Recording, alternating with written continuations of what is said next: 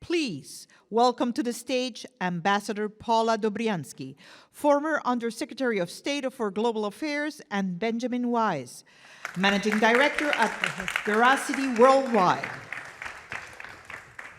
Good morning, everyone. Are you ready for day 2 here at Concordia? Well, I know that, yes, indeed. So I know that many of you have been asking about the question of ESG and how it relates to Latin America. And there's a debate going on. And we're very fortunate indeed this morning to have Ben Weiss, who's Managing Director of Asia Pacific at Veracity Worldwide. But importantly for this particular topic, he is the lead advisor, he is the advisor on ESG for Veracity Worldwide.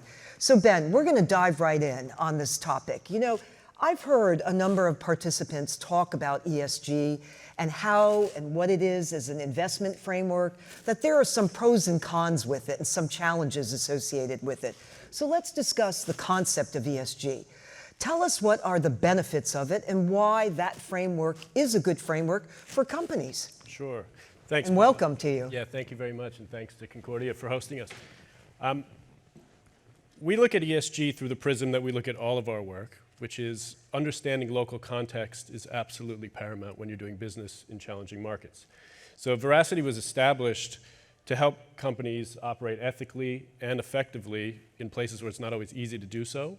And we've extended that to the ESG framework and basically have said, you need to understand your local operating environment, you need to understand local stakeholder considerations, you need to understand local political considerations in order to do good business in challenging markets. That piece is often missing from the broader ESG conversation. There's a lot of attention paid to how companies are rated. A lot of information around ESG consideration comes from what companies are saying about themselves, rather than actually taking a look under the hood and seeing what's really going on. And there's often a void of the political dimension and the operating environment in which companies are making sustainable investment decisions. And that's where we really come down on that debate and say the conversation around whether ESG is a valuable concept or not is somewhat of a sideshow. Understanding what's going on in challenging markets is absolutely essential. Many of those things that you need to understand fall under the umbrella of ESG, and we use our on-the-ground networks and our access in difficult places to illuminate those issues for clients. So I'm gonna just have a second question related to that one. What do you say to any doubters here if you're in the elevator and you only have that very brief moment in terms of making the case for the doubters and those who are putting resistance forward on this concept? Sure. Difficult stakeholder environment can absolutely make or break your business. Understanding that is paramount, and that comes for ESG issues, political risk issues, and everything else. Okay, very clear on that. So let's take this concept and look at Latin America. And as we look at it specifically, share with us what you think are the most pertinent ESG considerations for mining and alternative energy companies operating in the region. Tell us how you think that firms who are operating in Latin America and investing in Latin America, how do they best balance sustainability as well as responsible business imperatives? Sure. For us, I think there are really 3 overarching principles to take into account, particularly in Latin America. The first one is that social license is absolutely essential.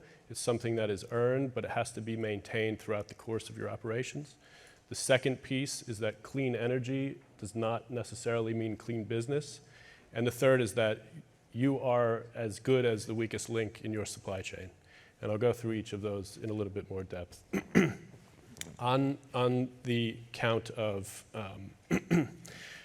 social license, you know, it was very inspiring yesterday to hear Guido talk about his energy project in Colombia, and really demonstrating the fact that social license is something to be earned, that you need to understand your stakeholder environment, understand what their considerations and expectations really are, and tend to those not as a box-checking exercise in the first instance, but through the life of your investment and your operations in a given place. That is number one, and without doing it in that way of constant attention to social issues and local community issues, it all falls apart. Number 2, clean energy does not necessarily mean clean business.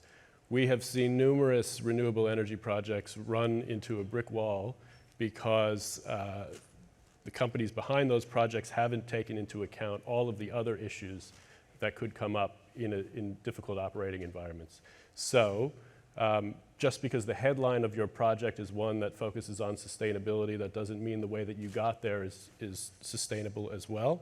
We've seen this in major wind farm projects in Mexico that ran into hurdles because of the impact that they would have on local fishing communities that ultimately thwarted multi-million-dollar investments because those issues weren't considered as part of due diligence. We've seen a number of other projects working on behalf of a client in the agricultural space that was looking at a sustainable agriculture investment in Peru. And in the course of looking into a potential investment there, found that the land that had been acquired for this sustainable agriculture project was done through corrupt means. And that would have completely undermined the whole rationale for that investment in the first place. A lot of companies with impact investing arms are coming to us and saying, we want to make sure that the rationale for our impact investments are not undermined by something like corruption, something like forced labor, even though the headline of those investments is very promising. And on the third piece on supply chains, excuse me, a number of, there's a lot of attention paid to the fact that understanding your supply chains is essential, but it's also extremely difficult. So the advice that we often have is take a look at your supply chain, try and figure out where there are potentially high risk aspects to it. And those are the ones you need to look into in real depth. A client came to us, said we're sourcing raw materials from Brazil. We've never done business in Brazil before, but can you help us to understand, one, what the overarching operating environment looks like and what the risks we might face are by doing business there? We've made some very strong commitments on modern slavery, on other human rights issues and forced labor, and on environmental matters. And we don't know if this is an environment in which we can work or how we adapt our business to it. But we've also identified a number of potential suppliers, and we need to know whether their practices stack up against our own stated commitments and aims, and help us to understand that. Ben, thank you for walking us through that. It really, I think you attach these concepts to very practical situations and actual situations that I think really breathe life into it and a better understanding of some of the benefits. Let's talk about some of the recent political developments. There have been recent elections, as we know, Colombia, Ecuador, Chile, and then also in October will be the Brazilian elections. How does this issue fit into the recent elections and political developments? What's the impact? Sure. So as I said at the outset, we see that the political dimension is often the missing piece in broader assessment of ESG risks and opportunities in particular markets. And I think in Latin America, with recent elections and with the overall mood that's been discussed at this conference over the last day, there are a number of key ESG considerations that are being affected by political developments in the region as a whole and in particular markets. So if we run through a few countries, Colombia, incoming president has made very clear that oil exploration is not a priority for him, and that clean energy will be a major focus of his administration. That is going to set a tone and shape the operating environment for any companies that are already in Colombia or any companies that are looking to enter into the market. And they'll need to be aware that these priorities will filter down into regulatory agencies, into a whole host of other stakeholders, and you'll need to be attentive to exactly what that mood looks like in Colombia. Ecuador, we've seen mass protests over the last few weeks, raising concerns about mining activity and also about indigenous community considerations. Meanwhile, President there is very much looking to court foreign investment. Those two sort of competing forces there in Ecuador are ones that need to be taken into account and will very much shape the environment that companies are entering into. The attention paid to indigenous issues in particular in Ecuador will be one that you will really need to tend to as a company investing or operating in that market. Chile, there's a new constitution being considered at the moment. I think we're all familiar with the direction of that document, whether or not it actually is ratified. What it shows is that the country and its leaders and many other stakeholders and important constituencies within Chile are thinking about ESG-related issues. They're front and center. We've already seen the government move against the likes of BHP and other miners, bringing cases about alleged environmental degradation. Those are the sorts of things that are going to be real priorities for the government in Chile, regardless of whether the constitution moves forward, and are the sorts of things that any mining company or alternative energy company would want to have front and center in their considerations there. And finally, Brazil, election coming up in October. Environmental issues have obviously been front and center in the campaign there. We heard earlier this week a report out that record deforestation is occurring in the Amazon. At the same time, the opposition's campaign is very much focused on social and economic inequality issues.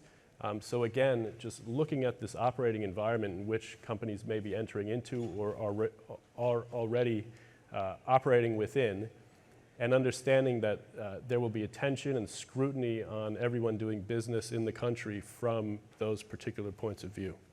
Right. Well, thank you for that. That puts it in current context. Let me ask the question of geopolitics. Geopolitics really matters now. We've seen Russia's invasion of Ukraine.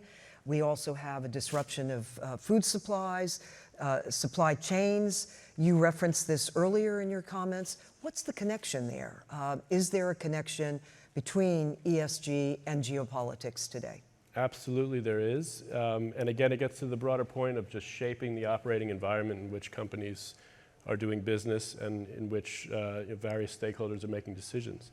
I think the China factor is a huge one. We've talked a lot about it over the last day or so. We've seen instances in Peru of Chinese-owned mining companies and the way that they're comporting themselves, prompting social protests and other forms of unrest. So that's a key consideration when thinking about who you're doing business with in these markets. Many companies will run into Chinese partners there, and understanding how they're comporting themselves and whether that stands up to the sort of pledges and commitments and legal obligations that Western companies have in those markets is a key factor that's very much informed by the geopolitical forces, and also Chinese and U.S. and other aims of securing strategic minerals and other key commodities. The Russia factor is playing out as well. Russia's invasion of Ukraine has led to potash and fertilizer shortages the world over. Brazil is now looking seriously at whether they can fill that gap in producing potash and in turn fertilizer, with obvious environmental implications and potentially communal and social implications. So I think those are a few examples of how the geopolitical forces that are playing out globally are playing out right within Latin America, and creating an environment in which companies need to be sensitive to these dynamics and how they influence their ability to be attentive to ESG issues in those markets. We have time for one last question, and I'm going to go to the question actually in the title of this session, and that is how mining and alternative energy companies can learn from each other. So sort of conclude us and sum it up as to how can they, in fact. I think mining companies by and large have been pretty far ahead of the game in thinking about these issues. They've had to do so for a long time, not only for high-minded reasons, but also as just a strategic business imperative, and are really investing in it and seeing it as a strategic imperative and putting the weight and the rigor behind ESG considerations that it deserves. Alternative energy companies, by and large, have not gotten to that point, and I think there's a lot to learn in the way that the mining community has dealt with these issues in the past. Vice versa, the way that alternative energy companies are really capitalizing on this moment of transition, I think is an important thing for mining companies to learn from as well. All right, well, very interesting. Thank you for starting our morning with this topic, and please join me in thanking Ben Weiss, Veracity Worldwide, for this conversation. Thank you.